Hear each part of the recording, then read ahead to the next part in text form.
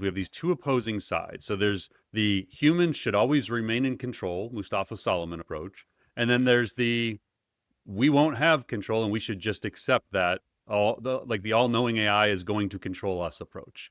So this is what's leading to increased chatter in political circles, religious circles, and societal revolt is too strong of a word at the moment. Uneasiness, I'll say. Welcome to the Artificial Intelligence Show, the podcast that helps your business grow smarter by making AI approachable and actionable. My name is Paul Raitzer. I'm the founder and CEO of SmarterX and Marketing AI Institute, and I'm your host. Each week, I'm joined by my co-host and Marketing AI Institute Chief Content Officer, Mike Kaput, as we break down all the AI news that matters and give you insights and perspectives that you can use to advance your company and your career. Join us as we accelerate AI literacy for all. Welcome to episode 179 of the Artificial Intelligence Show. I'm your host, Paul Raitzer, along with my co-host, Mike Kaput. We are recording November 10th, 11 a.m. Eastern Time. Could be an interesting week. I don't know. We're running out of weeks to launch all these models, Mike. There's all these rumors of models coming out, and I think we still may see a few of them before the end of the year. And gosh, it's crazy to think we only have about 7 weeks left in the year. Yeah, 7 weeks. So, like 2 years in AI. Seriously. All right. Well, we have some really interesting big picture topics this week. I actually had, I don't know if fun is the right word, but certainly intriguing process going through getting ready for this week's episode over the weekend. There's some topics I'm just excited to talk about, I think, that are going to open people's minds and sort of lay the groundwork for some of the bigger conversations I think we're going to start having about AI in society and education and business, things like that. So plenty to get into. This episode is brought to us by MAYCON 2025 On Demand. If you listen to the podcast regularly, you have heard us talk about this. So MAYCON was almost a month ago, right, Mike? Was it 4 weeks ago now? Kind of crazy to think about, but you can get on-demand access immediately to 20 of the top breakout sessions and keynotes from that event. They're an incredible value for what you get. So it starts with my keynote, but you can also actually watch my keynote on YouTube now. It's available for free on YouTube on our SmarterX YouTube channel. But we have Becoming AI-Driven Leader with Jeff Woods, which is amazing. Mike's 38 Tools Shaping the Future of Marketing. Better Than Prompts with Andy Cristodina. We have Michelle Gansley, the former Chief AI Officer for McDonald's, on empowering teams in the age of AI. Human Side of AI, which is incredible with leaders from the AI labs themselves talking about what's going on within the labs. Just an amazing collection of sessions. So check that out. You can go to maycon.ai, that's maicon.ai, and you can click on the on-demand bundle. We'll also put the link in the show notes, and you can use AI Show 50 for $50 off of that. All right, so last week, Mike, we introduced AI Pulse, which was our weekly, now I guess we could call it a weekly series where we're going to do short surveys and try and kind of gauge what's going on with our audience, get feedback on key topics. So that's the premise, is each week we're just going to kind of lead off with a couple of questions, and then you'll have the week before the next podcast to go in and give us your thoughts. And they're quick hitting. This is not a demand gen thing for us. We're not even collecting email addresses as part of this survey. So it's literally just, if you see your email address, it's only because it's tied to the Google form, which is we're using Google Forms, but we aren't, collecting emails and marketing to you as a result of this. It's literally just research for us. So we asked last week about following statements best describe your current personal feeling about AI's impact on job security. We had just over 100 responses. So this is a small sample size. This is not like projectable data, but it's more just to give you a sense of kind of how our audience is thinking about things. So again, which do the following statements best describes your current personal feeling about AI's impact on job security? The number one answer, Mike, was it's a near-term threat. Mm-hmm. I'm not worried about today, but I'm concerned about the next 1 to 2 years. That was at 36.8%, followed closely at 28.3% with it's an immediate threat. I believe it's already causing significant job displacement. And then 27.4% said it's a long-term rebalancing. It's going to cause some change, but over time it's going to be okay. 7.5% said it's an opportunity. It'll create more jobs and value than it disrupts. and then no responses. It looks like Yeah. Mike said it's overhyped. So no one that listens to our show feels it's overhyped. Um, the second question we asked was, which statement best describes your personal day-to-day use of AI tools in your professional work? By far, the top answer was it's a habit. It's fully integrated. I use it daily as a core part of my workflow. That is 58.5% of respondents. 34% said they use it consistently, multiple times a week for specific important tasks. 7.5% occasional, mostly for experimentation and non-critical tasks. And then no one said rare to none, which doesn't surprise me Right. with our audience. And then, as we said last week, we'll ask some questions just to get a sense of the audience a little bit more. So we'll ask things like job title, size of company. And again, these are more just benchmarking to try and get a sense of like who the people are that are responding, without collecting that data, at a personal level and making it identifiable. So nice mix of audiences in terms of like industries. The biggest was 17.9% is professional services marketing. It's a lot of probably agencies, consultants, I would guess. And then professional services other, that was at 17.9. 14.2% was other. 13% in education. Like we knew we had a big education audience, but Yeah. it's nice to see that software was right there at 12%, manufacturing at 10%. So again, just to give you a sense, and then the titles were all over the place. Yes. A lot of leadership titles like CEOs, founders, chief technology officers, chief operating officers, heavy dose of marketing and sales, directors of marketing, chief marketing officers, tech and data, software architect, ML engineer, data analyst, and then product and strategy. Looks like it had a decent amount, and then consulting and education. So again, we kind of sensed our audience was a pretty diverse mix of backgrounds, of industries and titles and things, and this certainly seems to prove that out. So that was last week. Again, you can take part in this week's, and we actually have all of these on the site. You'll be able to go back and look at this each week. So this week's, we're asking, do you believe the concentration of power in a few major AI labs is a significant problem? And number two is, what should be the primary focus for advanced AI development right now? So both of these questions are going to make a lot more sense as we go through today's content, Mike. But again, you can go to, podcast.smarterx.ai /AI-pulse. AI And dash we'll pulse. include a link to all of this and to the survey right in the show notes too. So yeah, we'd love to have you participate. It's great to see these answers, and we'll keep this going. Again, that was the first one, so we had no idea what to expect, if people are going to take the survey or not. So it's pretty cool, and we'll just kind of keep doing it this way. We'll share the insights from the week prior, and then we'll put it in, and then we also will include the summaries of this in the weekly newsletter. And as an AI shout out here, Google Forms, kudos, because Google has layered Gemini over Google Forms now. So all of these results were instantly summarized, and they created the charts for me.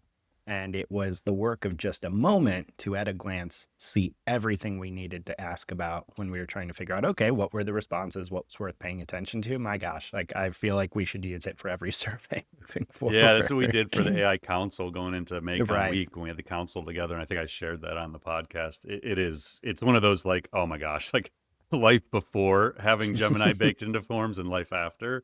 It's incredible. And I've started to feel the same way with integration into Google Sheets. Like I use Gemini and Google Sheets all the time, and it just seems like it's always been there. Like it's almost, I don't want to remember what working in Sheets was like before I had it. All right. Well, we had, like I said, some big picture topics. One that was just kind of crazy to follow last week, Mike, was starting off with this OpenAI and the blowback they got from what seems like a bit of a misspoken way of explaining what they were hoping to get from the government, and it led to some confusion and some retractions. And yeah, but it actually is like a important topic on a bigger picture here about are we or are we not in this AI bubble? And so lead us off, Mike, with this OpenAI issue, I guess, from last week. Yeah, they are facing a little bit of controversy right now because OpenAI CEO Sam Altman is basically pushing back on talk that the company wants government help to fund its massive data center build out. Now, this talk started because at a recent Wall Street Journal event, OpenAI CFO Sarah Frier said all sorts of stuff. This was not the topic of the event, but in the course of some remarks during the event, hinted that the government might, quote, backstop the guarantee that allows the financing, meaning the financing for data centers, to happen. This set off some controversy because some industry watchers believed it meant that OpenAI wanted the government to essentially de-risk or guarantee its $1 trillion+ plus dollar bet on building the data centers and computing infrastructure needed to build advanced AI systems. This worried a fair amount of people, including the White House themselves. White House AI czar David Sachs posted on X, quote, "There will be no federal bailout for AI. The US has at least 5 major frontier model companies. If one fails, others will take its place." A few hours later, Sam Altman put out a post on X addressing the controversy, saying unequivocally OpenAI neither has nor wants guarantees for its data centers from the government. He emphasized that taxpayers should not be in a position where they might have to bail out companies that make bad business decisions. So, Paul, you alluded to this. The reason this is happening and touching a nerve is because there's this deepening anxiety about the AI infrastructure race at large. Analysts have started to warn that this surge in spending from major players like OpenAI, NVIDIA, Microsoft is inflating valuations and concentrating risk. And investors additionally are questioning, how is OpenAI going to actually finance all this $1.4 trillion in long-term commitments to build data centers and computing infrastructure that is all needed to power the next wave of AI, given that it only projects $13 billion in revenue this year? So, Paul, I guess reading this and kind of learning about the controversy, it came to mind, like, was this just a misunderstanding or a misinterpretation, or did they accidentally say the quiet part out loud? Yeah, it's hard to tell. So Sam's sort of like retraction was a little bit wonky. It's like, hey, we don't want this, but what we do want, and you could actually see by the "but we do want" how it could be misinterpreted of what they're actually looking for here. So I do think there's a lot more to the story of specifically what OpenAI is trying to do here. But I think if we zoom out, like, why is this the lead topic today over potentially just like a misspoken thing from the CFO? Um, because I do think it gets at the uneasiness that investors are starting to feel, that economists are starting to feel, that business leaders may be feeling around how impactful and important these like 4 to 5 companies are becoming. And so the key for me is that the US economy is actually becoming increasingly reliant on AI and the companies that are building and empowering it. So we're starting to see obviously the impact on jobs. We seem to talk about that every week. We'll talk about it again this week. And then GDP seems to be being affected by this build out of the data centers. Mm. So the spending on CapEx for energy and data centers by these big labs, if you think about Microsoft, Google, OpenAI, Meta, XAI, and we could throw Amazon in there, they're going to spend probably close to $500 billion in 2026 and certainly trillions thereafter. OpenAI on their own plans to spend well over $1 trillion just in the next like 6 to 7 years.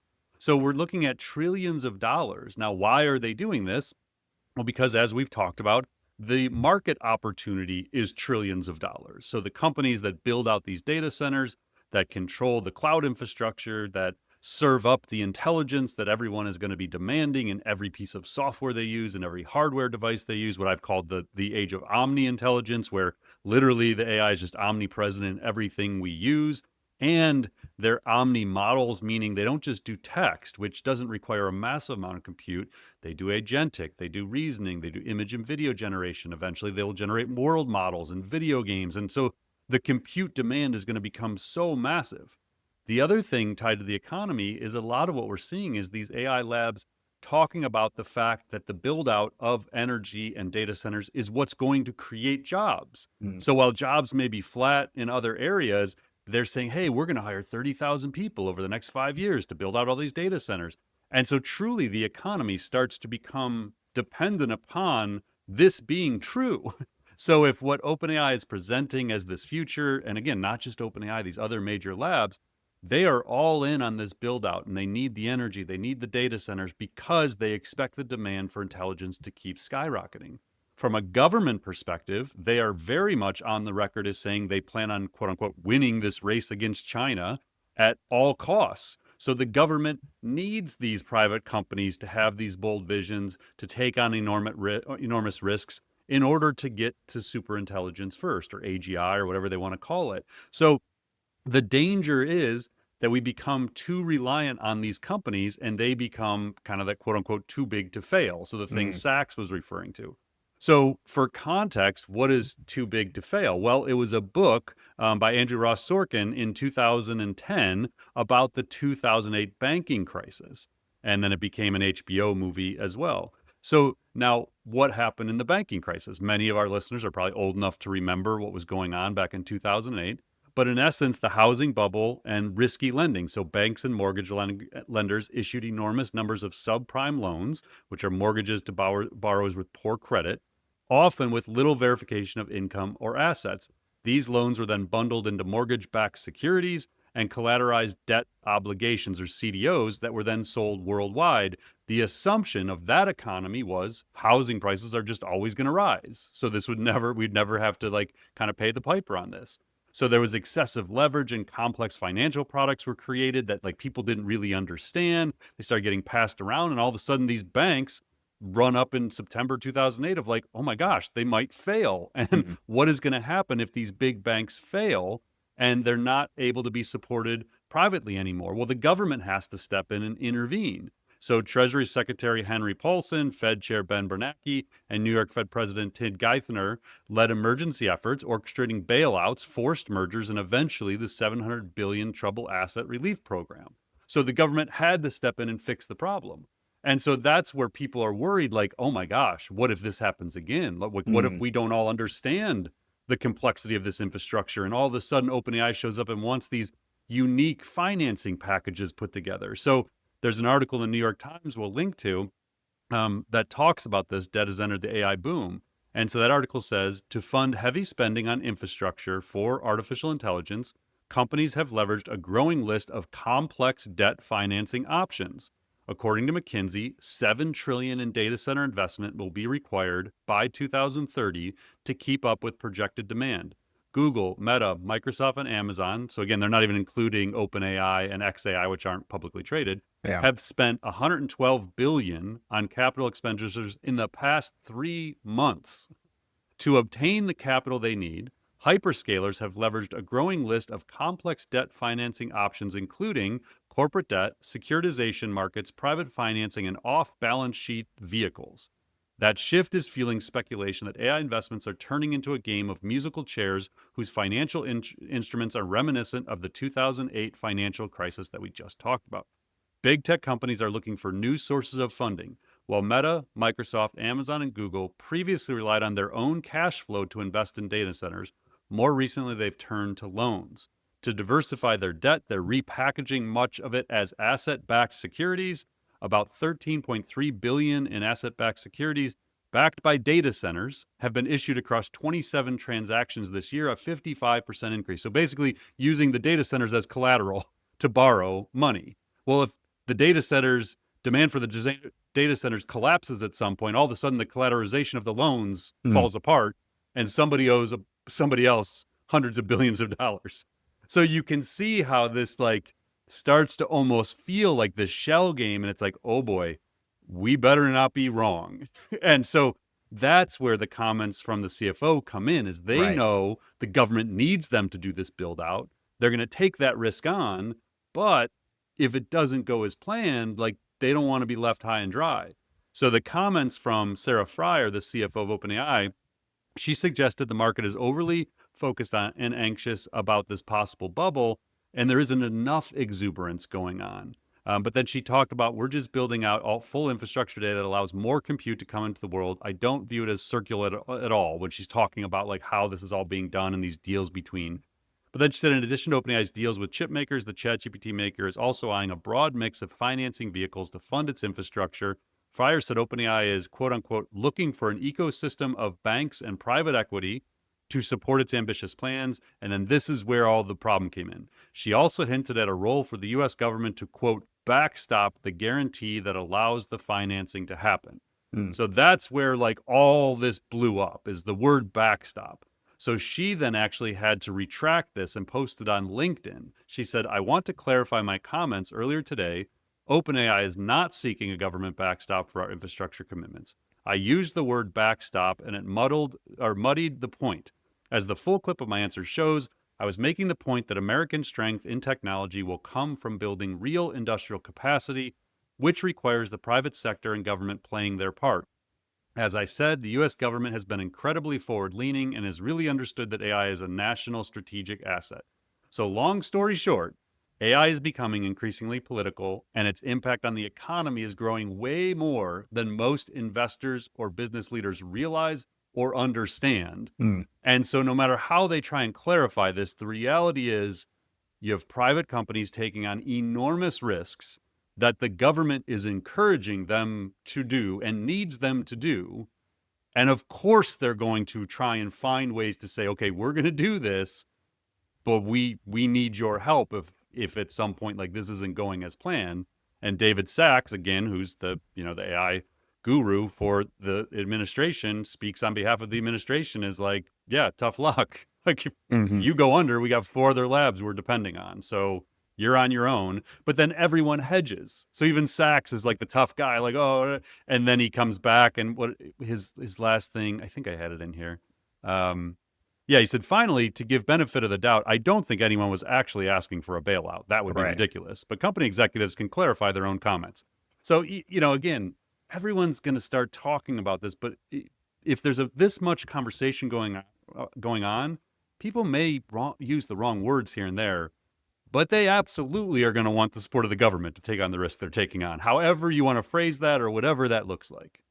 And so just to be sure I have this clear, the real risk here, the real danger is there are all these pie in the sky projections about the demand for intelligence moving forward. If that demand does not materialize, given the speed and scale of these data center buildouts and investments, these companies could be left high and dry, being unable to cover their loan obligations because not enough people are using their products. Correct. The economy's screwed. Right. Yeah. So Okay. like, who's the dude, The Big Short? Did you remember Yeah. Michael? Michael Burry, who was Okay, Michael Lewis wrote the book. correct. Burry was the guy who made The Big Short Right. on And the I companies. believe I just saw last week he took $1 billion position against this build out. So the guy who bet Oh against boy. those mortgage-backed loans is now betting against the build out of AI.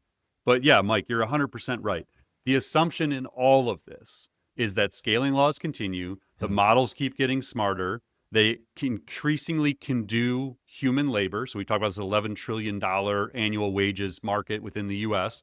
So the assumption is they will continue to be able to do more and more of that work, and that we humans will continue to demand an insatiable demand for intelligence in every product we use and every piece of software we use. If that holds true, Yeah. then all these data centers, all this energy we're trying to create will be used, and we will probably still be at a deficit for it. If at some point supply and demand gets out of whack, we're screwed, is basically where this is all going. All right. That is a good, clear breakdown there. I love that. So our second big topic today concerns Microsoft. So Microsoft is actually forming a new super intelligence team, and it's got a bit of a twist. And the twist is they promise to keep humans firmly in control. So the head of AI at Microsoft, Mustafa Suleyman, who we've talked about quite often, published an announcement called Towards Humanist Superintelligence, where he said this new team will pursue what they call humanist superintelligence, or what they would call powerful AI systems that are explicitly designed to serve, not surpass, humanity. Suleiman argues that the world's current race towards AGI misses a deeper question, which is what kind of AI should humanity actually want? And their answer is instead of unbounded autonomous systems that outthink humans, Microsoft is proposing a model that is built more for containment, alignment, and purpose in serving humanity. So humanist superintelligence, or HSI, envisions essentially domain-specific systems that solve concrete global challenges, things like medical diagnoses or clean energy, without drifting toward uncontrollable behavior. So he describes it as superintelligence with limits, which is designed to keep humanity in the driver's seat while amplifying progress. So this approach kind of rejects both the doomer fears and the accelerationists, positioning Microsoft's new team as a long-term steward of safe and practical AI. And Suleiman even wrote in here, humans matter more than AI. So Paul, I'm curious, why does this manifesto or this kind of positioning really matter here? So I don't think the timing is a coincidence with what's going on with these superintelligence labs at Meta and now OpenAI very openly talking about superintelligence. Um, but the timing was particularly keen based on what happened with Elon Musk last week. So in essence, what's going on is we have these two opposing sides. So there's the humans should always remain in control, Mustafa Solomon approach. And then there's the we won't have control and we should just accept that the all-knowing AI is going to control us approach. Believe it or not, like if that sounds weird to you, there is absolutely a techno-optimist camp who assume it is inevitable that AI takes control. And that's okay, that we as a species, like eventually other species come along that are just more powerful, and that's who ends up leading society. So this is what's leading to increased chatter in political circles, religious circles, and societal revolt is too strong of a word at the moment. Uneasiness, I'll say. So if you follow Twitter closely, you can't go a day without leading politicians talking about AI now. And as a matter of fact, the Pope is Yeah. like a regular tweeter now about AI. So we are going to see this increasing, I don't know, like division within society of where does this really all go? So we should cede control to the all-knowing AI. We'll get into Elon Musk in last week's Tesla shareholder meeting. So if you didn't follow this story, Elon sort of got a major pay package worth billions of dollars taken from him because it was determined to be unlawful, was how the package worked. So basically, Elon threatened last year to leave Tesla, in not so many words, if they didn't approve a new pay package for him that was not so much about the money. He's already the richest person in the world. It was about control, and control when humanoid robots become available at scale. Hmm. So, in essence, what's happening is Elon sees the future of Tesla as a humanoid robot company. The cars are going to be very secondary to what he thinks the overall market opportunity for Tesla is. And so he's envisioning the AI he's building at XAI, his lab, being embodied within Tesla robots, which he claims will be the biggest product in human history because everyone will want to have probably multiple humanoid robots. So billions of humanoid robots will exist, is what he thinks is going to happen. So he wanted a $1 trillion pay package approved, $1 trillion for an individual person. But the more important thing was that 1 trillion represented control of Tesla and control of where these robots go. So again, this is a bit of a side story, but it's interesting. So CNBC has a breakdown of how this works, this $1 trillion pay package, which sounds absurd, but we'll run with it for a minute. So the pay package for Musk, already the world's richest person, consists of 12 tranches of shares to be granted if Tesla hits certain milestones over the next decade. It would also give Musk increasing voting power over the company, acceding to demands that he's made publicly since early 2024. His ownership would increase from about 13% to 25%, adding more than 423 million shares. So again, this is not about money to him. This is about control. The first tranche of stock gets paid out if Tesla hits a market cap of $2 trillion, which they will probably hit by spring of next year. Tesla's current market cap is $1.54 trillion.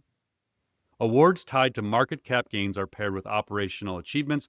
The next 9 tranches would be awarded as the value of Tesla's market cap increases every 500 billion. So every half a trillion, he gets another tranche of these shares. So up to 6.5 trillion. He would earn the last 2 tranches if the market cap rises by increments of 1 trillion, meaning when they hit 8.5 trillion, so they're 1.5 today, when they get to 8.5, then he would get the full package of $1 trillion. So that seems crazy, but that is the backdrop to last week's shareholder meeting where this pay package was approved. So this is now moving forward. It's the comments he made, though, during the shareholder meeting that leads to why we're connecting this to the Mustafa thing. So here's what Elon said. People often talk about eliminating poverty, giving everyone amazing medical care. There's actually only one way to do that, and that's the Optimus robot. Musk later doubled down. Optimus will actually eliminate poverty.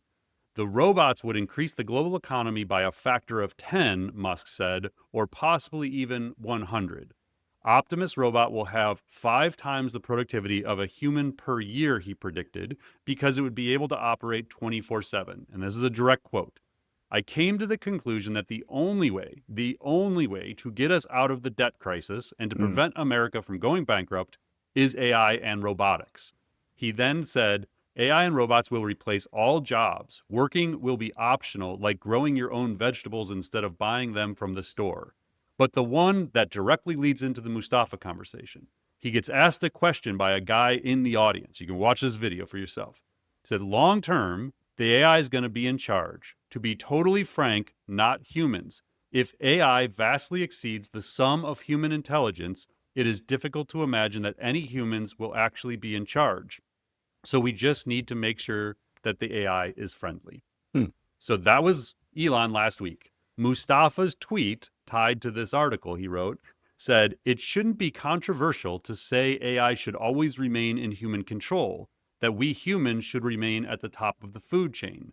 That means we need to start getting serious about guardrails now before superintelligence is too advanced for us to impose them.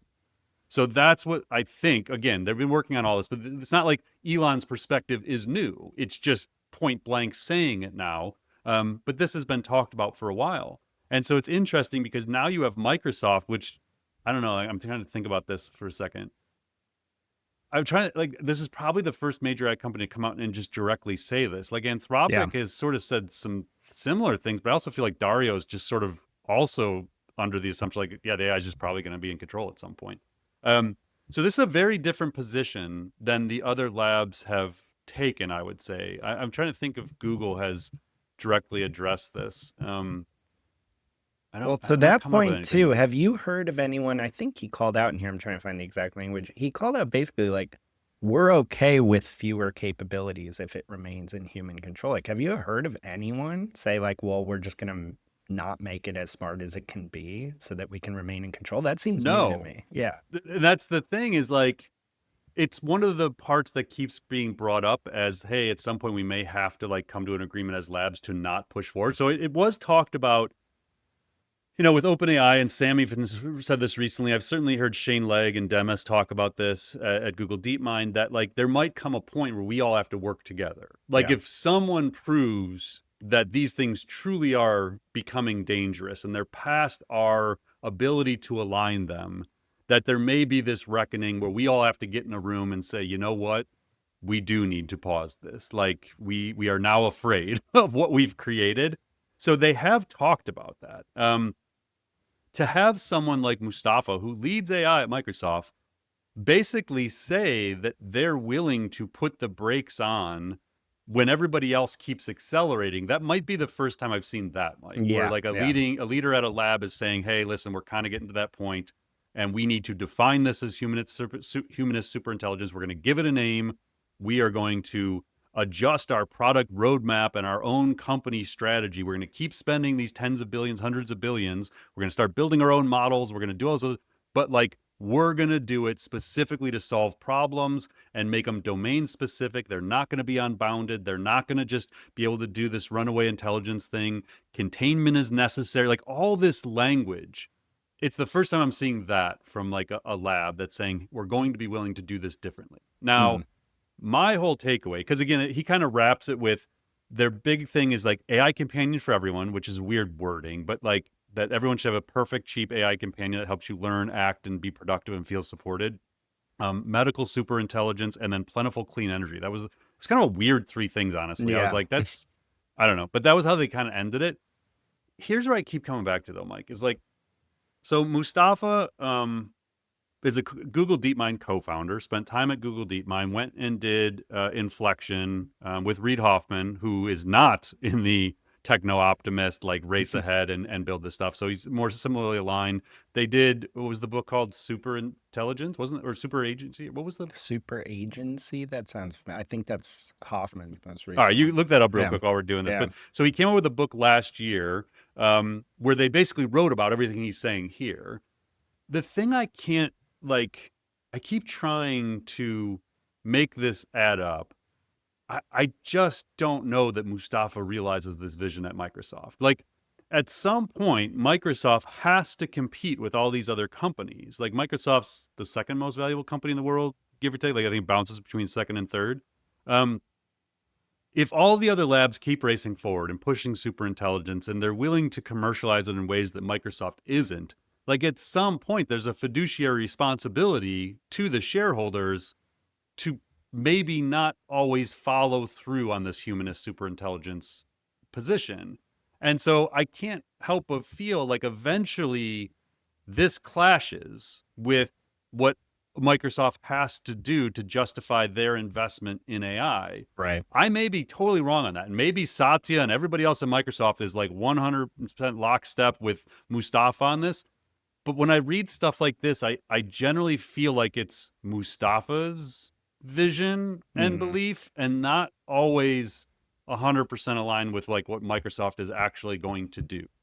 I want to believe it. Like this is actually the most aligned position I personally would have. Not that my personal like alignment matters that much here, but this is like I feel like there just has to be this middle ground. I've always felt that, but I feel that in everything. Like I feel that in politics. I feel like AI. Like I always just feel like why can't we just rationally listen to all these sides and like let's arrive at what a reasonable middle ground is. It doesn't have to be AI is going to take over and let's just give in. It doesn't have to be we have to stop everything to figure this out. It's like no, like what's the center part? Like can we Right. just all get in a room and actually find a reasonable way to do this? So I don't know. That's the one thing I keep taking away from this, but it's a good read. Like if people should go read it. I just don't know how much it's going to actually come to life. Well, that is why all these numbers we often talk about matter so much. Is like we talked last week about how Microsoft had to take billions of dollars of write down on its investment in OpenAI because they're Right. not, making any money yet. It's like money isn't everything, but that's what they're incentivized to optimize for. So Correct. if they see a future where it's like, we can 10x this investment or like make good on it, but it requires Sam Altman going full bore Right. on AI or superintelligence, then you get into conflict. Right. Yeah, and so even no, I'm still thinking out loud again. Microsoft acquiring Ilya Sutskever and Safe Superintelligence becomes much more interesting thing I hadn't really thought about before. Yeah. So Ilya obviously isn't a Microsoft guy, came from the Google tree as well, and then into OpenAI. But like Safe Superintelligence certainly aligns with this humanist superintelligence. So if you start looking at who's aligned, it's Anthropic-ish. So if I had to bucket these, like Microsoft is now kind of like in that certainly Safe Superintelligence, a little bit Anthropic mentality. Google DeepMind, I still believe is truly about like the good of humanity and the scientific discovery, but like I'm not sure yet how much they'll push superintelligence before they would like arrive at a point like this where they would write this kind of essay. But they own the biggest share of Anthropic, I think, at like 14% or more. I don't know. Like I still think there's consolidation of labs here at some point, and so it's just interesting to start to think about how the different labs look at this big idea of like what do we do when superintelligence starts becoming real or within reach. Well, now that you mention it, I could be convinced of an argument that this is just fishing for Ilya or the next Ilya, right? Like this is how you get talent, not only the billions of dollars people are spending on talent, but the perspectives on the technology do really matter to these researchers. Like we're not going to pay you what Zuck's going to pay you at Meta, but right. Come build the actually good superintelligence instead of whatever they're doing. Yeah, it's the human-centered thing. Yeah. All right, our big third topic this week is that Google has published a paper that details more about how it's planning to integrate AI into global education. Now, this paper is titled AI and the Future of Learning, and in it, Google leaders outline how AI could help address a worldwide teacher shortage and declining academic outcomes while tailoring learning to individual needs. And they argue AI's role in classrooms should be to amplify human teaching, not automate it. So they outline all sorts of ways that AI is going to have an impact from their perspective on the future of education. So a couple things that jump out in this paper. First, they outlined how their Gemini AI models are now grounded in what they call core learning science through their system called LearnLM. And this basically embeds proven pedagogical principles into the models. And in their words, this makes Gemini the world's leading model for learning. So Gemini can now act as a tutor, lab partner, study coach across different tools like Search, YouTube, and Classroom. According to Google data, Gemini outperforms other models on every learning science metric. And second, they kind of prescribe that AI-driven personalization at scale in education needs to be the norm. We need tools that adapt lessons, feedback, and pacing to each student while freeing teachers to focus on creativity and mentorship. They also call for new assessment models that reward reasoning, collaboration, and originality. Google actually argues that schools should maybe move towards oral exams, project portfolios, and debates, which are areas AI can't easily simulate. And they also prescribe some systemic safeguards. So things like adding in safety filters, privacy protections for under 18 users, and red teaming specifically for educational context. So, Paul, the impression I got here was that Google's really giving some serious thought to how AI is going to reshape education as we know it. I mean, it's certainly just the initial flag planted in the ground here, but it seemed, I'd be curious your perspective, especially building an education platform, how you're looking at what they're proposing and where this is going. Yeah, so the reason I wanted to do this one as a main topic was a few things. The first one, I read it over the weekend. I'd flagged it last week, and then I read over the weekend, and it's nothing like newsworthy in terms of like some major announcements they're making or some Right. major shift. But like I did read it from the perspective, okay, we're trying to build an e-learning platform, and how is this going to affect like professional education? How would that trickle into what we're doing with AI Academy by SmarterX? And so there was that. But then there's, I'm a parent, 7th and 8th graders, and so I'm constantly battling with this integration of AI into education. I'm looking at what the schools are doing, where, my daughter will go into high school next year. I'm assessing the high schools based on what their AI roadmap is and what their policies are. I talk to family and friends all the time who have kids at different levels, including higher education, where they're struggling with like, what, it's not even integrated. My kid's not learning anything. Like, what are they going to do for a job in a year when they come out? And then, as we highlighted in the AI Pulse up front, we have a lot of educators in our community, a lot of educators in our audience who are trying to drive innovation and AI adoption. So I think it's interesting from all those perspectives, to look at what is Google saying and what are they talking about. And so, I think when I was going through this, I'm trying to just get a hint of where are they going to go with this? Like, where's the product going to go? How is it going to evolve? Like, my kids have Google Classroom. That's how all their assignments are done. That's how they submit everything. They use Google Docs. They use Sheets. And I was actually working with my son yesterday on Sunday with him and a friend on a pitch competition they have to do. And so we were in Google Slides, and then I was actually they'd done a survey, and they went over to like export it into Sheets, and there's no Gemini in there. There's no like Mm. guided learning capability in the classroom feature of Google.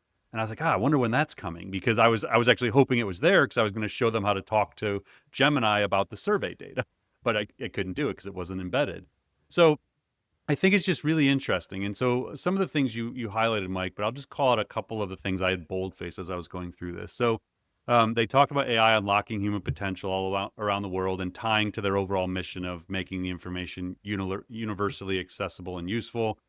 AI does present urgent challenges and unknowns that society must collectively reckon with. Their goal is to help improve learning outcomes by developing AI products that are grounded in that core learning science you mentioned, and in close partnership with education community. They talked about learning being the bedrock of human potential and societal progress, equipping people with new skills, sparking curiosity, exchanging fresh ideas. They did get into like today's jobs demand not just these foundational skills, but advanced problem solving, collaboration, the ability to learn throughout life. And like that's interesting to me. It's like, well, how do we make sure they keep doing that students and even young professionals continue to have that curiosity? I was Oh, yeah. Okay. I don't want to get into like naming names here. I was having a conversation recently where someone said something about like, well, how are you doing school? And they're like, well, I literally just use ChatGPT for every assignment. Mm. Like, and this is like at a high school level. Um, and so the friend was like, well, you can't do that. Like, you're not learning anything. And they're like, yeah, whatever. And it's my assumption is there's probably a lot of kids who are like that. Like, as long as they can get Yeah. away with it, they're just going to keep doing it. So yeah, I don't know. I thought there was just a lot of interesting perspectives. So for educators, I would definitely read this. For parents, I think it's really good to be aware of how the tech companies are thinking about this and what they find to be important, and the different challenges that they're currently solving for. They did end with some interesting questions, like things that they're thinking about, how AI will change what we need to learn, or even what it means to learn. How might historical forms of evaluations and assessments change due to AI? How will the nature of teaching evolve? And how can AI facilitate new types of learning previously not possible? So I liked all of those ideas. And then one related note, Mike, I was listening to Dwarkesh podcast with Andrej Karpathy recently. I don't Yeah. think I've mentioned this on the podcast yet. I mean, Andrej is always amazing to listen to, but he's working on like the future of education himself. And so there was this part that I remember, like I stopped when I was listening to it, and like rewound it and like listened to it again. And so they were talking about this assumption that like AGI does happen, that we get to the stage where the AI is at or above human level, at least average human level at basically all cognitive tasks. And so he said to Andre, he's like, well, what happens then? Like, if we get to AGI, like, do we still need school? Do we still need education? Like, what does that look like? And he said, I often say that pre-AGI education is useful, post-AGI education is fun. And in a similar way as people, for example, people go to the gym today, but we don't need physical strength to manipulate heavy objects because we have machines for that. Mm. They go to the gym. Like, why do they still go to the gym? It's because it's fun, it's healthy, and you look hot when you have a six pack. What I'm saying is it's attractive for people to do that in a certain very deep psychological evolutionary sense for humanity. And so I kind of think that education will play out in the same way. You'll go to school like you go to the gym. That's so interesting Hmm. because I think there's people who are just naturally curious, lifelong learners who will always seek education. They will always take courses. They will always go back to school and get another degree or just take some, interesting, or watch a YouTube channel about something. Like they want to learn because it makes them feel fulfilled and good.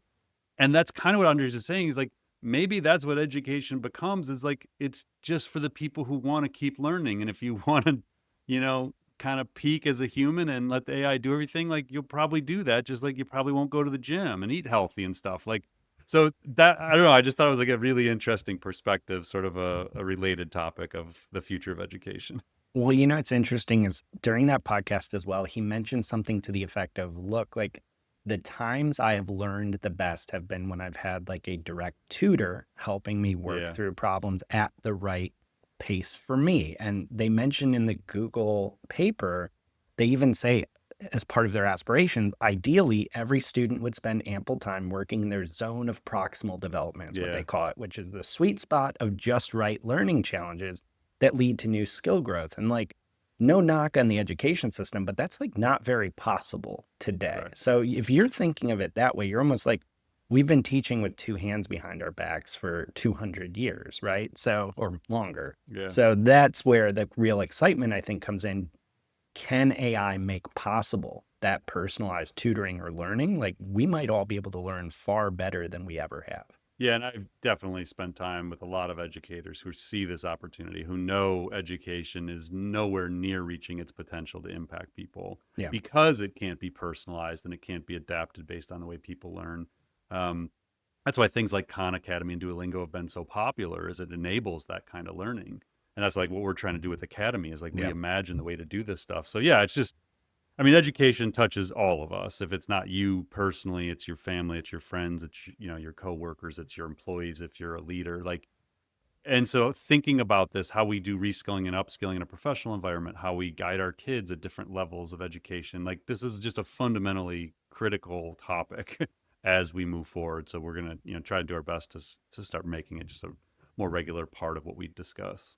Yeah, for sure. And if you needed any reassurance why this is such an important topic, our first rapid fire is definitely tangentially related to reskilling and upskilling, because unfortunately, the US companies announced more than 153,000 job cuts in October. And this was the highest for this month in over 2 decades. And according to some new data from Challenger, Gray, and Christmas, they show that AI is a factor here. So they show that layoffs nearly tripled from the rate a year ago. And the firm's chief revenue officer, Andy Challenger, said the cuts reflect AI adoption, softening consumer and corporate spending, and rising costs, which is driving companies to tighten belts and freeze hiring. Now, we've talked about some of these layoffs. We have Amazon, Target, Paramount have announced sweeping reductions. Each of them have cited automation and management restructuring. We talked about UPS eliminated 34,000 operational roles. And year-to-date job cuts have topped 1 million, while hiring plans are apparently at their lowest since 2011. So some employers like JP Morgan say they'll redeploy workers affected by AI rather than reduce headcount. But it sounds like based on this data, for many, finding new roles is getting harder. So, they call this out, Paul, explicitly in the data. They call AI out. They say October's pace of job cutting was much higher than average for the month. Some industries are correcting after the hiring boom of the pandemic. But this comes as AI adoption, softening consumer and corporate spending, and rising costs drive belt tightening and hiring freezes. So seems like we've talked about this issue at length, but it does seem more and more like people are pointing to AI at least as one factor. Yeah, it is. It's just becoming this recurring topic every week, unfortunately. And I don't know, like, I really want to be optimistic here, but I've been pretty consistent saying I think there's going to be some short term pain. I don't know how short term that is. Like, I don't know how long that short term pain lasts, but I mean, I had some conversations last week. I was at a couple of major events, and um, there there's more coming. Like, Yeah. there's ways to know that cuts are going to be occurring that the general public and the economy isn't hearing about yet. And I will just say, like, there's quite a there's some indicators that we're just sort of at the leading edge of this, and it's in a way imminent that the next like 3 to 6 months we're probably going to see some pretty significant cuts that may people may be a little bit more transparent about their connection to AI.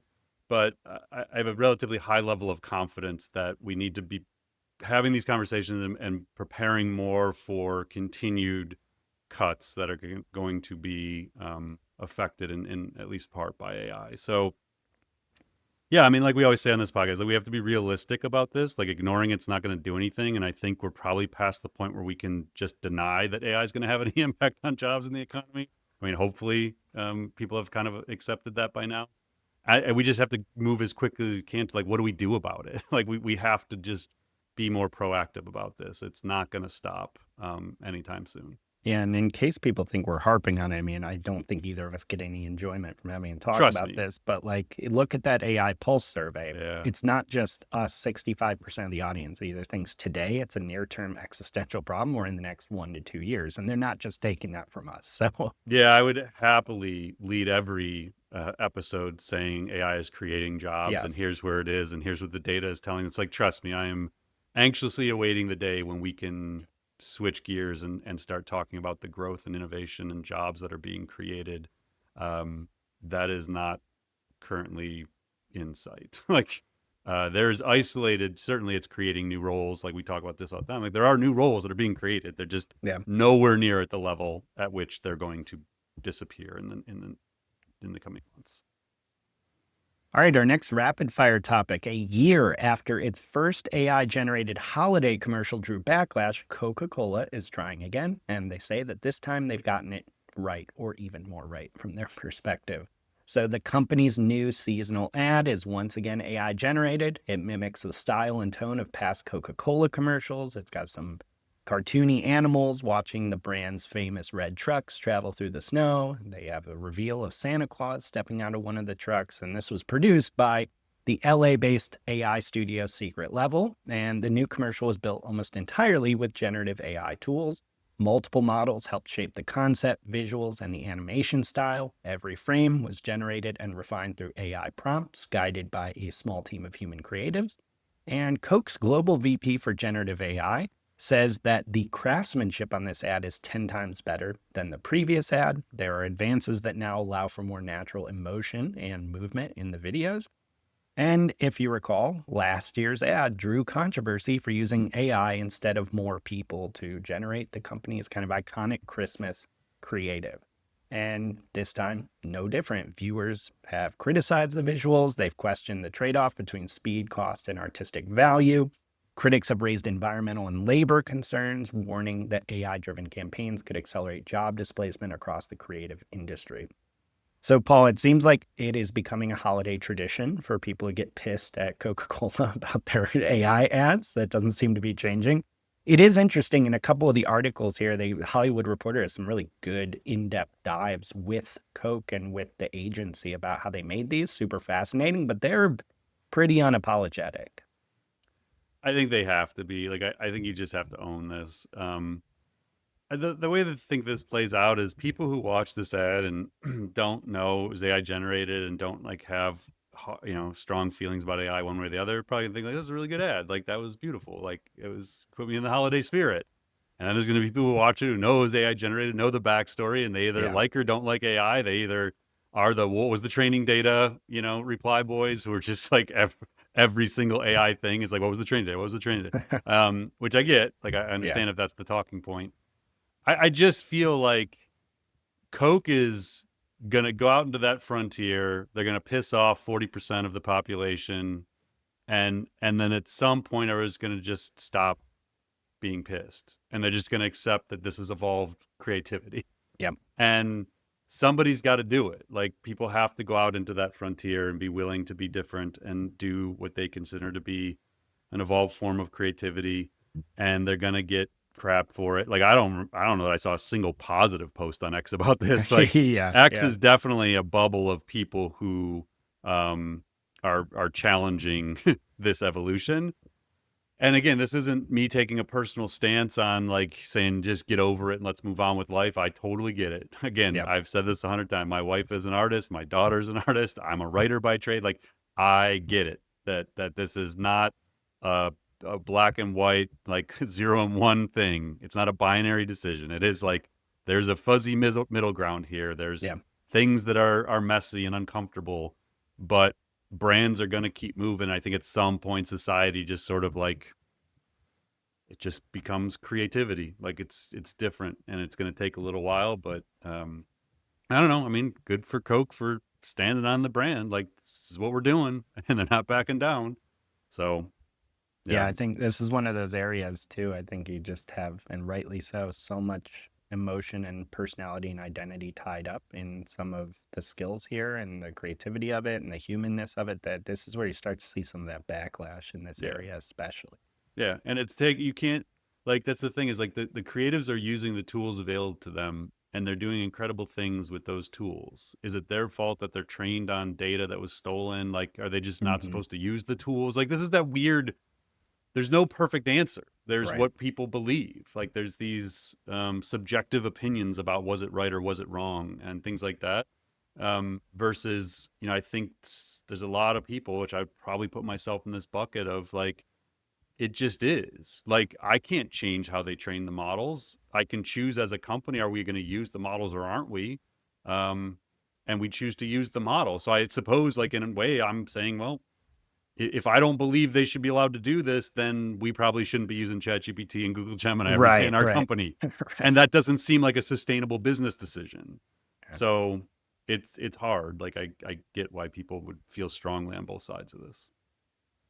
All right, next up, Amazon has filed a federal lawsuit against Perplexity, accusing the startup of illegally using its new AI agent to shop on behalf of users. So, at the center of this dispute is Comet, Perplexity's AI browser, which can log into users' Amazon accounts, search for products, and complete purchases automatically. Amazon says this violates its terms of service. The company says Comet disguises itself as a normal Chrome user, which degrades the shopping experience and creates privacy risks. Perplexity CEO argues instead that agents should have the same rights and responsibilities as human users acting on their own behalf, and called Amazon's suit a bully tactic to suppress competition. So I'm curious about the nuances you see here, Paul, because it doesn't sound like Amazon, from what I was reading, is totally against agents, but their CEO, Andy Jassy, did say on an earnings call last week that the current customer experience for AI shopping agents was, quote, not good. He cited a lack of personalization and user-specific shopping history and bungled delivery estimates and pricing. But he did seem to hint at he thinks there's going to be ways they find to partner with companies related to agents. So what do you think here? I don't think they have a choice. I mean, this is the future. Agents are going to be able to do shopping, so Yeah. obviously Amazon has to have a play here. This is a tricky one for me. Like Aravind, the CEO, has a Yeah. very publicly available. You can go look at it yourself. Questionable legal and ethical choices.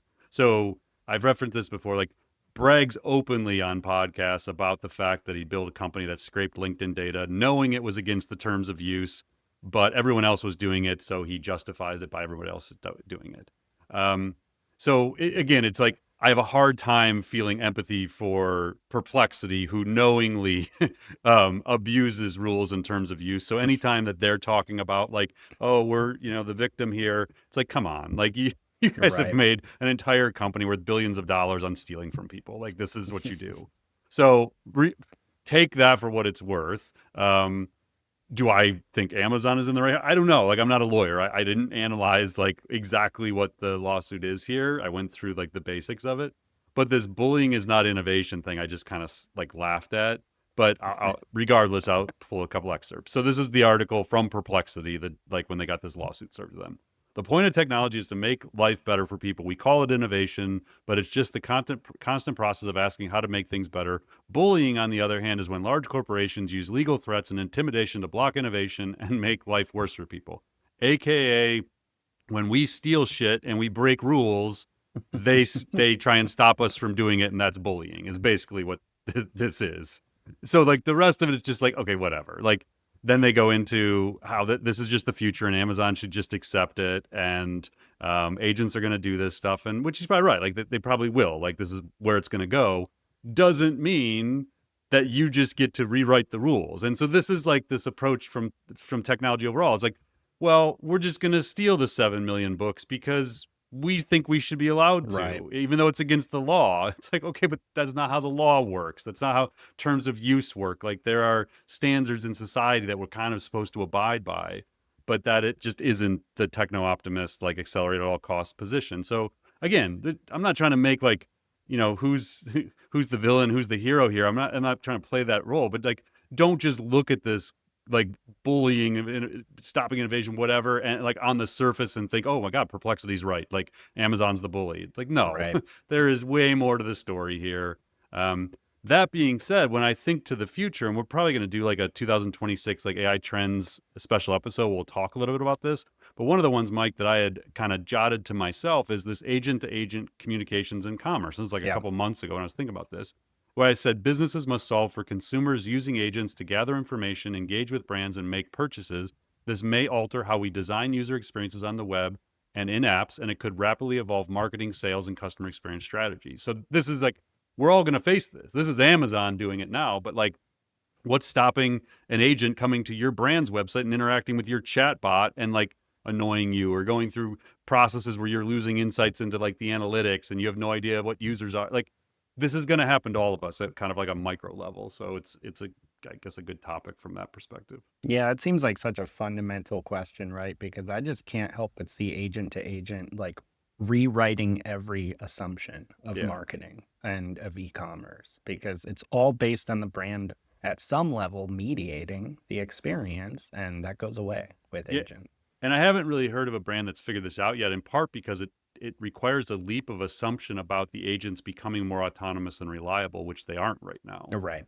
And so, but that doesn't mean they won't be by Christmas season, by like holiday season 2026, like 12 months from now. This may be a very real thing affecting like every website of our listeners. So it's like we're almost sort of that, I always say, like trying to see around the corner, like 3, 6, 12 months. Yeah. This is one of those where like we're kind of looking around the corner at the moment, and it's going to become very real to a lot of other people in the near future. Next up, we have some pretty juicy gossip, some inside baseball here in the world of AI. A newly released court deposition has shed light on how close OpenAI once came to merging with its top rival Anthropic, and how some of the internal power struggles played out when they tried to oust Sam as CEO at OpenAI. So this testimony actually comes from OpenAI co-founder and former chief scientist Ilya Sutskever, who spoke under oath in a case tied to Elon Musk's lawsuit against OpenAI. So in this, Sutskever revealed that after Altman was fired in 2023, Anthropic expressed excitement about a potential merger that could have installed Anthropic's Dario Amodei as OpenAI CEO. The talks, however, collapsed due to what he described as practical obstacles, which were likely investor complications from both companies' massive funding rounds. And interestingly, Ilya's deposition also detailed deep mistrust within OpenAI's leadership, including a 52-page memo he wrote accusing Altman of a, quote, consistent pattern of lying and manipulating colleagues. Now, despite initiating Altman's removal. Ilya later supported his reinstatement, which, as we've discussed, came after nearly all of their employees threatened to quit. So, Paul, you had mentioned to me this was getting a lot of attention in AI circles online. Like, what's getting people talking the most about this? I think just the fact that there's on the record testimony now about this. So when I first looked at it, there wasn't like a lot that jumped out to me that wasn't in Karen Howe's book, Empire of AI. Yeah. So like one, if you read Empire of AI, that you probably get the gist of this. That being said, there was just some interesting context. So as you mentioned, he was a co-founder, and we've talked about Ilya a topic or two ago, with Musk, Altman, Brockman, and others. He then left to start Safe Superintelligence, which was valued at $32 billion in spring of 2025. Couple interesting notes. So Helen Toner, who was a board member when Sam was ousted, and Helen is someone I follow closely online, she did tweet, for the record, for those dissecting Ilya's deposition, this part is false. And she was referring to her being the one that had sort of suggested this merger with Anthropic. She said, I wasn't the one who made the board Anthropic call happen, and I disagree with his recollection that board members other than him were supportive of a merger. My feeling at the time was that we were exploring crazy options because the situation was crazy. I had no intention of trying to merge the company with Anthropic, and as Ilya says in his deposition, the possibility was actively on the table for an extremely short time. Now, keep in mind, this whole thing happened over like 72 hours. Like Sam's fired, they go through all these different things, and then Sam's back. She then said, I'm not planning to weigh in on details about November 2023 whenever they come up, but since this was sworn testimony and about my personal views, I wanted to make clear that it's incorrect. So then the part of the deposition I did read was referring to this 52-page memo you mentioned, Mike. And in essence, Ilya was asked by the independent board directors. At the time, there was 3 independent board directors, I think, and then it was Sam, Greg, and Ilya, I believe, were the other board members. There were 2 or 3 independent board members. So the attorney said, all right, then you sent this 52-page memo to the independent directors of the board, correct? He said, correct. He said, why didn't you send it to the entire board? Sutskever replies, because we were having the discussions with the independent directors only. The attorney, okay, why didn't you send it to Sam Altman? Sutskever, because I felt that had he become aware of these discussions, he would just find a way to make them disappear. He continued, so the way I wrote this document was to the context of the document is that the independent board members asked me to prepare it, and I did. And I was pretty careful because at this point, Ilya had raised concerns, as had Mir Murati, that Sam might not be the right leader moving forward. Most of the screenshots that I have, most or all, I don't remember. I get them from Mir Murati. So Mir was also sending screenshots to Ilya that was demonstrating Sam's inability to be an effective leader. It made sense to include them in order to paint a picture from a large number of small pieces of evidence. The attorney, okay, and which independent directors asked you to prepare your memo? Sutskever said it was most likely Adam D'Angelo. Adam is the only remaining board member, by the way. So after all this hoopla, Adam remained in as an independent board member. The attorney said, all right, and the document that you prepared, the very first page says, quote, Sam exhibits a consistent pattern of lying, undermines his execs, and pitting his execs against one another. That was clearly your view at that time, correct? And Sutskever says, correct. The attorney, and did you want them to take action over what you wrote? Sutskever, I wanted them to become aware of it, but my opinion was that action was appropriate. And what action did you think was appropriate? Termination, said Sutskever. Okay, you drafted a similar memo that was critical of Greg Brockman, correct? Said yes. You sent that to the board. Yes. Does a version of your memo about Greg Brockman exist in any form? He said, yes, somebody has it. I didn't know about the Greg Brockman one. That was the first time I heard about it. So my whole takeaway with this, Mike, is if anybody watched The Social Network and the Facebook crazy story, like we are, this is on steroids. Like the OpenAI movie is going to be insane. Yeah, no kidding. It just feels like an episode of Game of Thrones. Yeah, it's wild. All right, next up, according to Bloomberg, Apple is planning to pay about $1 billion a year for an ultra-powerful 1.2 trillion parameter artificial intelligence model developed by Google that would help run its long-promised overhaul of the Siri voice assistant, according to people with knowledge of the matter. Bloomberg went on to say, quote, following an extensive evaluation period, the two companies are now finalizing an agreement that would give Apple access to Google's technology. So reportedly, Google's AI will handle Siri's summarizer and planner functions, helping the assistant better understand context and execute complex tasks. Internally, this overhaul is codenamed Linwood, part of a broader project known as Glenwood, led by Vision Pro creator Mike Rockwell and software chief Craig Federighi. And the redesigned Siri is slated to launch next spring as part of iOS 26.4. So, interestingly, while Apple continues developing its own trillion parameter model for release next year, Google's AI will also apparently quietly run behind the scenes, powering a smarter, more capable Siri. So, Paul, interesting. We're seeing some movement on this. I personally am just still a little confused. Like, they're developing their own model too. Like, I, I like, why are they even bothering, given that they're already in this position? Like, at some point, I mean, I'm not saying people should give up, but what are we doing here? Yeah, this is like Apple and Google have this really unique history where they, do collaborate on things. This isn't news. Like it became news again because someone else started talking about this. But Mark Gurman broke this in like April of this year that the companies were working on something like this together. So he came out with an updated story after last week when everybody else was just running with this without Right. crediting him with the fact that he'd already said this was going to happen. And I think we talked about on the podcast like multiple times that this was the direction it was going. Yeah, I think they're just accepting that they're not a frontier lab. Like they're not going to build to compete with like what Gemini 3 is, because my guess is they're going to be building at least like a version of like what Gemini 3 is going to make possible. Yeah. And I think that Apple's going to make a bet on smaller models eventually are probably going to be sufficient. So like whatever Gemini 3 or whatever version of Gemini they're going to get that'll run this thing, they're probably looking out 18 to 24 months and saying, well, we'll be able to run a 10x smaller model on device. So it won't need to go to the cloud. Yeah. And so my guess is Apple's is going to focus in on that, like building these more efficient, smaller models that can run on device.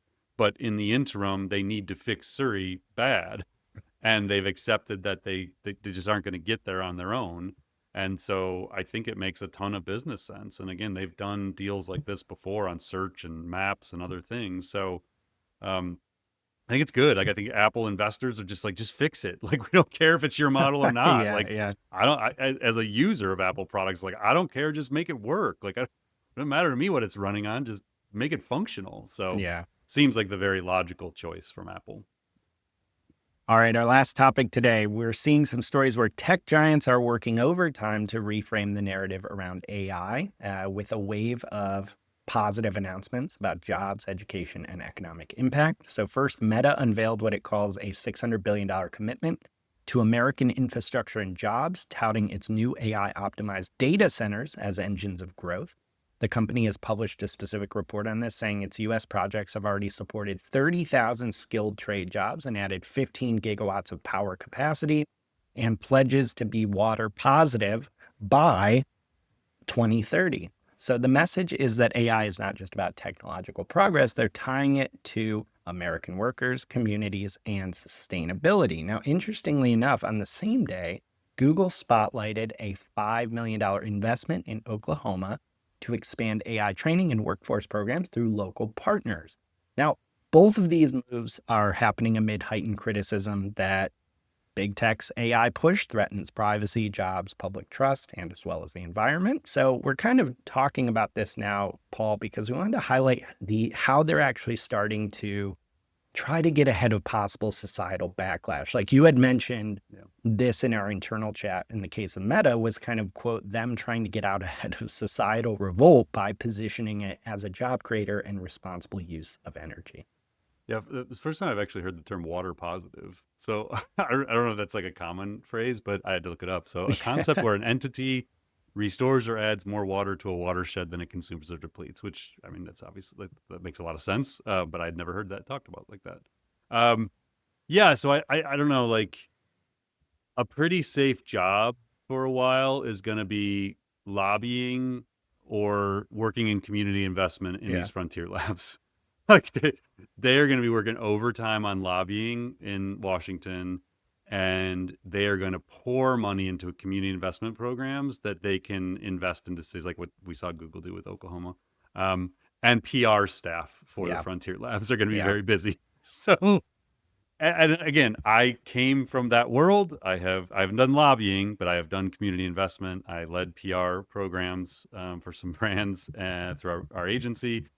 I get how this all works. And I'm just telling you, if you don't live in this world or haven't lived in this world, this is how it starts. Yeah. You look at these very specifically timed, very crafted messages, very strategic investments in certain areas, specifically places where data centers are going to be built, where it's going to affect the environment. Like, this is PR at its core. You try and affect the way people perceive things, and not in a negative. I'm not saying this is a negative thing. This is just what PR people do. You try and affect perceptions and behaviors, and you do that in an environment like this, where it's through lobbying and community investment programs. So I think we are going to see a flood of stories like these ones coming from the major AI companies. From a total realist perspective, no value judgment on any side of this. Like, the reason this matters too is these are the talking points you are going to hear next year as we get into political, whatever firestorm we get into over this. You're going to hear about jobs, water positive, all this stuff. I bet you're going to hear these terms again and again. Yeah, we are going to hear endless about how many jobs are created by data centers. Like, that is like the most obvious talking about. We're already seeing it. How sustainable those jobs are versus like one-time things to build the data center, and then they aren't needed after the 12 months, whatever. But yeah, so again, like a lot of times on this podcast, we're just trying to zoom you out and show how this all is connected. And you can see from the first topic of the impact on like OpenAI looking for that government support, all the way back to this like lobbying and community investment, like it's all interrelated. And like, it's a fun part for me as a storyteller, Mike, is like every week when we do this podcast, like it's kind of how I think about Macon. Like, I think about the overall picture and the story, and then like the topics become like this part of the story, and something that's not obvious, the connection between them. But I think the people that listen enough and like think about this the way we think about it each week, you just start to like connect the dots, and you see how this all is connected. And it's a fascinating picture to be able to look at. It's not always like optimistic, or it doesn't always make you like feel super excited about the near-term future, but it's nice to at least see the picture when so many other people are just like, oblivious to what's happening. Right. I couldn't agree more. That's my favorite part of this, is just the connecting the dots and getting to learn about so many different areas that AI touches. Yep. So to that end, Paul, thank you for connecting the dots for us this week. That's all we've got this week. Just a couple quick final announcements. If you have not yet subscribed to the Marketing AI Institute newsletter, it is called This Week in AI, and we run down all the stories we talked about today, plus all the news we couldn't fit in the episode. So go to marketingaiinstitute.com/newsletter, and you get a nice weekly brief of all your AI news that you need to stay on top of these critical issues. I would also mention, if you can, please give us a review on your podcasting platform of choice. It helps us get better, improve the show, and get into the ears of more listeners over here. So if you have not taken a second to leave us a review, we'd greatly appreciate it. So Paul, appreciate you breaking down everything for us again this week. Yeah, and I'll add two more quick ones, Mike. Again, the Pulse survey. We'd love to have your feedback on the AI Pulse survey. And then I do a free monthly scaling AI webinar. So we have a class coming up on Friday, November 14th. We'll drop the link in the show notes. That is in partnership with Google Cloud, part of our AI literacy project. I teach a free intro to AI each month and a free scaling AI class each month. So November 14th at noon is it's a Zoom webinar, so it's easy to join. Again, we'll put the link in the show notes, but if you got time on Friday and you want to go through 5 steps for scaling AI, heading into 2026 planning, it's a great time to go through that class. All right, thanks, Mike. We will be back with you all next week. Thanks for listening to the Artificial Intelligence Show. Visit smarterx.ai to continue on your AI learning journey, and join more than 100,000 professionals and business leaders who have subscribed to our weekly newsletters, downloaded AI blueprints, attended virtual and in-person events, taken online AI courses, and earned professional certificates from our AI Academy, and engaged in the Marketing AI Institute Slack community. Until next time, stay curious and explore AI.